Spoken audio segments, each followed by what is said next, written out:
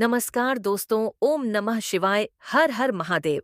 दोस्तों, सावन के महीने में शिवलिंग से यह गुप्त चीज ले आना, अपने घर आपकी सभी मनोकामनाएं पूरी होगी। कितना पैसा आएगा कि गिनते गिनते थक जाओगे। भगवान भोलेनाथ जी के आशीर्वाद से अपने जीवन में बहुत उन्नति करोगे। दोस्तों, हिंदू धर्म में सावन के महीने का बहुत अधिक महत्व होता है। उनके महीना हिंदू पंचांग का 5वां महीना होता है। यह महीना भगवान शिव को समर्पित होता है।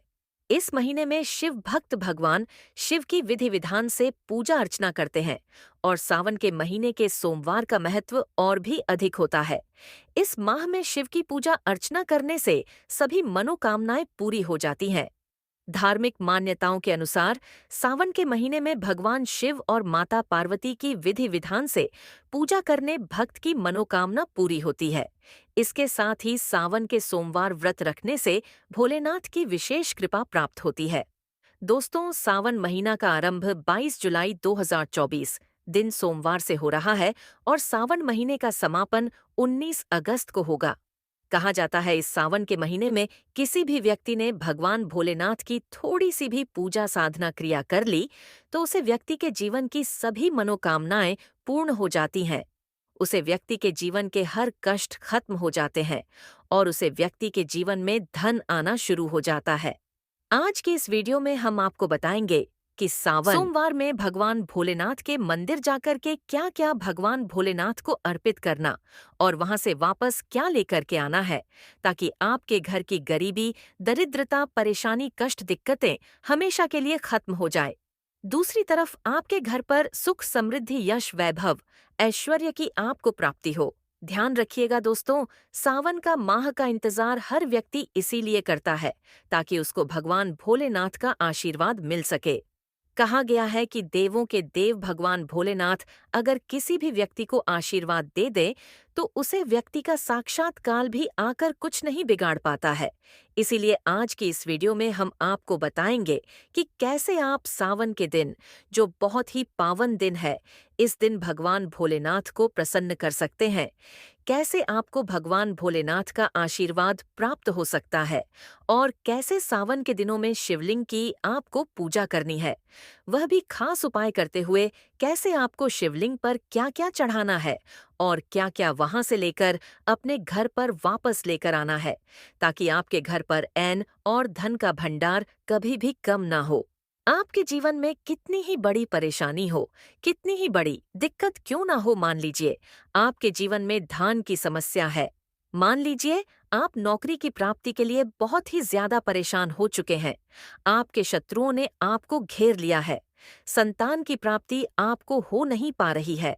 तो एक बात का ध्यान रखिएगा दोस्तों, सावन का पावन दिन एक ऐसे दिन होते हैं जिस दिन कोई भी व्यक्ति अगर थोड़े से उपाय कर लेता है, भगवान भोलेनाथ की साक्षात पूजा कर लेता है, तो उसे व्यक्ति की कितनी ही बड़ी मनोकामना हो, कितनी ही बड़ा कष्ट हो, वह खत्म हो जाता है और उसकी मनोकामना पूर्ण हो जाती है। दोस्तों, मान लीजिए आपके ऊपर कोई दोष लगा हुआ है, जैसे वास्तु दोष, शनि दोष, प्रकृति दोष या कोई भी दोष लगा हुआ है, तो आपको सावन सोमवार के दिन थोड़ी सी पूजा करनी है और आपका दोस्त खत्म हो जाएगा। आपके जीवन से सभी परेशानियां चली जाएंगी और आपके जीवन में जो धन आना बंद हो गया था, उसका आगमन वापस शुरू हो जाएगा। मान के चलिए आपके जीवन में कभी भी कोई परेशानी नहीं रहेगी। बस दोस्तों, आज के इस वीडियो को लास्ट तक देख लीजिए और मान के चलिए भगवान भोलेनाथ के आशीर्वाद से आपकी सभी मनोकामनाएं भी पूरी होगी और आपके जीवन की सभी परेशानियां भी चली जाएंगी। देखिए, एक बात कही गई है कि जब भी हम भगवान भोलेनाथ की पूजा करते हैं, हमें धैर्य रखना चाहिए, विश्वास रखना चाहिए और श्रद्धा के साथ भगवान भोलेनाथ की पूजा करनी चाहिए, क्योंकि भगवान भोलेनाथ बहुत ही भोले हैं।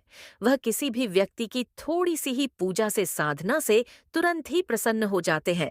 इसलिए दोस्तों, सावन सोमवार के दिन कुछ ऐसी चीज है जो आपको अवश्य पता होनी चाहिए, क्योंकि सावन सोमवार के दिन अगर आप भगवान भोलेनाथ के सामने पूजा करने जा रहे हैं, तो मान के चलिए दोस्तों, आपने अगर कोई गलती कर दी तो भगवान भोलेनाथ आपसे क्रोधित हो जाएंगे और आपने सही तरीके से पूजा की होगी तो साक्षात आपको भगवान भोलेनाथ उसी दिन आशीर्वाद दे देंगे और उसे दिन के बाद आपके जीवन में कभी कोई परेशानी नहीं आएगी।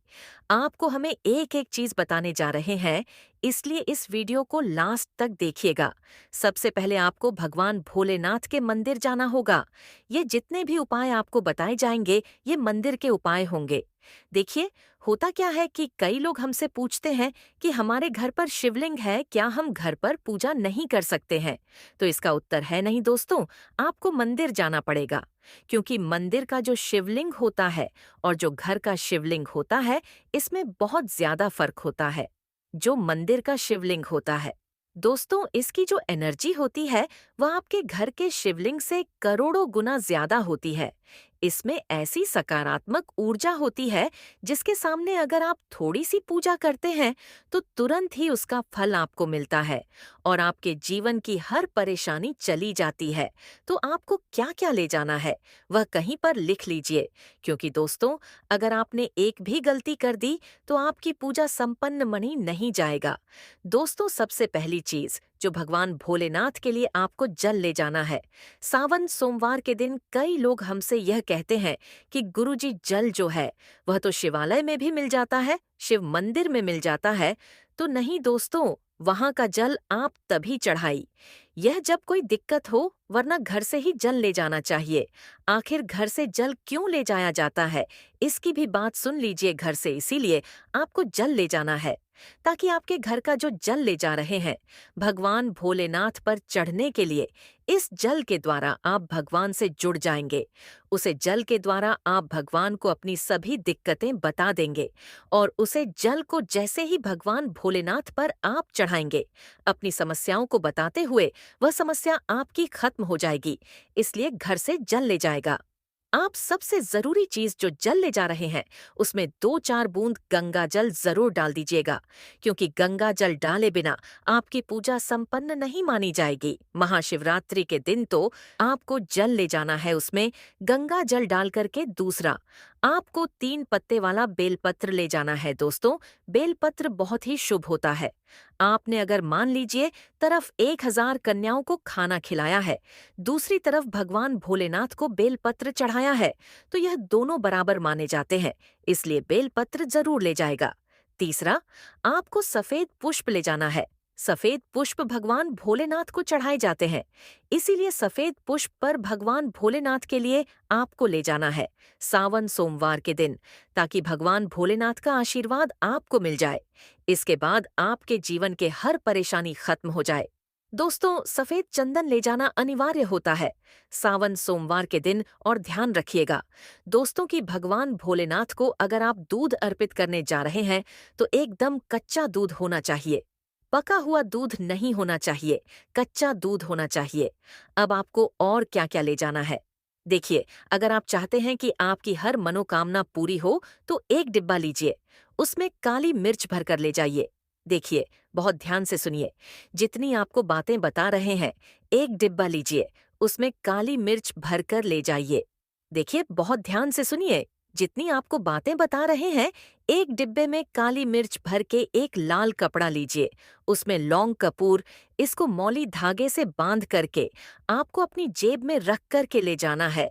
सिर्फ इतनी चीज आपको ले जानी है आज के दिन को। अब आपको पूजा कैसे करनी है, चलिए आपको बताते हैं। बहुत ध्यान से लास्ट तक देखिएगा। और जितनी भी चीज आपको बताई जा रही है, इन चीजों को आपको ले जाना है और शिवालय से वापस लेकर आना है अपने घर पर, ताकि आपको धन की प्राप्ति हो सके, आपकी कोई भी मनोकामना हो वह पूर्ण हो जाए। भक्तों, आप पहले जाएंगे मंदिर, सबसे पहले आपको इस बात का ध्यान रखना है, मंदिर जाने से पहले ही कल या नीले कपड़े का धारण करके मंदिर ना जाए, वरना भगवान भोलेनाथ का आपको क्रोधित रूप देखना पड़ सकता है। सबसे पहले आपको यह करना है कि पतली धार बनाते हुए जल भगवान भोलेनाथ को अर्पित कर देना। बहुत पतली धार बनाते हुए भगवान भोलेनाथ को जल आपको अर्पित कर देना है। अब आपको यह करना है, दोस्तों की भगवान भोलेनाथ लगाना है। चंदन लगाने के बाद भगवान भोलेनाथ पर 3 पत्ते वाला बेलपत्र रखना है। 3 पत्ते वाला बेलपत्र रखने के बाद आपको भगवान भोलेनाथ पर सफेद पुष्प अर्पित कर देना है। सिर्फ इतना आपको करना है। दूध अगर आप चढ़ना चाहते हैं तो दूध भी आप चढ़ा सकते हैं। उसके बाद आपको 108 बार ओम नमः शिवाय का जाप करना है, या तो आप 1008 बार कर लीजिए। आपको क्या करना है, जो काली मिर्च का डिब्बा आप ले गए हैं, उस काली मिर्च के डिब्बे को आपको शिवालय के जो गिरता हुआ शिवधारा है, जो शिवलिंग से वहां पर पानी गिर रहा है, इस शिवहरी के पानी से आपको छू आना है और अपनी जेब में वापस रख लेना है। जो लाल पोटली आप ले गए हैं बंद करके लौंग की, इसको भी छू आना है, वापस रख लेना है। जो लोटे में पानी ले गए थे उसमें आपको क्या करना है, आपको जो भगवान भोलेनाथ का पानी वहां पर गिर रहा है, भक्तों ध्यान रखिएगा, शिवलिंग की जो पानी नीचे गिर रहा है उसी पानी का थोड़ा सा पानी अपने लोटे में ले लेना है। ध्यान रखिएगा, जो आपने लॉटरी में पानी भर कर ले गए हैं वह पानी वापस बचना नहीं है, वह तो पूरा आपको भगवान भोलेनाथ को अर्पित कर देना। जो शिवलिंग से पानी गिर रहा है उसे पानी को आपको अपने लोटे में वापस ले लेना है। भक्तों मान लीजिए, आप यह सोच रहे होंगे कि कई लोग वहां पर पानी चढ़ा रहे हैं, तो इस बात की आप चिंता न करें, क्योंकि भगवान भोलेनाथ के शिवलिंग पर जब भी पानी चढ़ाया जाता है वह अमृत बन जाता है। कहा जाता है कई देवी देवता शिवलिंग के पास अदृश्य रूप में खड़े होते हैं ताकि शिवलिंग से गिर रहा पानी वह धारण कर सके। इतना पवित्र होता है शिवलिंग से गिरता हुआ पानी। तो शिवलिंग से गिरता हुआ पानी को आपको अपने लोटे में ले लेना, सिर्फ थोड़ी सी बूंदें ले लेनी है। तो क्या करना है, आपके घर वापस आना है। जो आपने लॉट में पानी लिया, भक्तों को घर पर आते ही घर के लोग जो है आपके उनके ऊपर थोड़ा थोड़ा पानी छिड़क देना है। घर के मुख्य द्वार पर पानी छिड़क दे। न सिर्फ इतना आपको करना है, इतना आपने कर दिया। अब मान लीजिए पूरे साल आपके घर पर नकारात्मक शक्तियां नहीं आ पाएंगे। आपके घर पर कोई काला जादू, काली विद्या करवाने की कोशिश करेगा तो वह आपके घर पर नहीं कर पाएंगे। इससे आपके घर से नकारात्मक शक्तियां चली जाएंगी और सकारात्मक ऊर्जा आ जाएगी। यह जो आप काली मिर्च का भगवान भोलेनाथ जी के शिवलिंग से छुए कर लाए हैं, इसको पूजा घर में रखें। यह जो काली मिर्च का डब्बा है आपके पास, इसे कभी भी आप किसी शुभ कार्य के लिए निकले, जैसे मान लीजिए आप बिजनेस मीटिंग के लिए जा रहे हैं, नौकरी की प्राप्ति के लिए जा रहे हैं, काली मिर्च घर के मुख्य द्वार से पहले रख के उसको कुचलते हुए निकालिए। मान के चलिए, आपके काम में जो भी बाधा आने वाली होगी वह बढ़ाएं। भगवान भोलेनाथ के आशीर्वाद से अपने आप है जाएंगे और आप जिस कार्य के लिए भी जाएंगे उसे कार्य में आपको सफलता मिलेगी। दोस्तों, भगवान भोलेनाथ का साक्षात आशीर्वाद मिलेगा सावन सोमवार के दिन, और आपके जीवन से हर परेशानी चली जाएगी। सावन सोमवार की रात आप अपनी सभी प्रकार के बुरी अनिष्ट शक्तियों से छुटकारा पा सकते हैं। तो दोस्तों, ये जानकारी कैसी लगी? अगर अच्छी लगी तो हमारे चैनल को सब्सक्राइब करके वीडियो को लाइक करें और कमेंट में हर हर महादेव अवश्य लिखें।